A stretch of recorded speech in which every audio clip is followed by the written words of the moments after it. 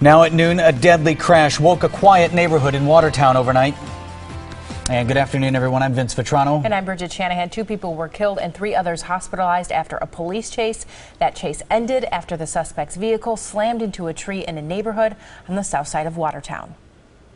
I heard the pop and I saw the car hit the tree, and it was just folded in half. It was just half a car. The squealing tires gave Julia Hyman just enough time to get to the window. Then she watched the accident that mangled this car right across the street from her house. I told my husband, I said, I cannot believe they are pulling people out of the car. It was horrific. The most horrible thing I've ever seen. According to the Jefferson County Sheriff's Department, 2 people died in that crash that happened just after 2 this morning. 3 others riding in the car were taken to the hospital. There were other occupants within the vehicle that were taken to area hospitals and are being treated for injuries. Chief Deputy Jeff Parker tells us one of his deputies was following this car at the time, but he stopped short of calling it a high-speed chase. And I noticed you hesitated a little bit. You said pursuit. You started to say high-speed chase. How fast was this going? I have no idea.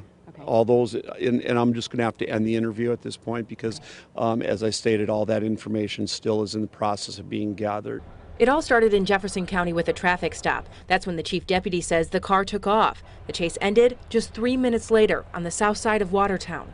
They must have been going really fast.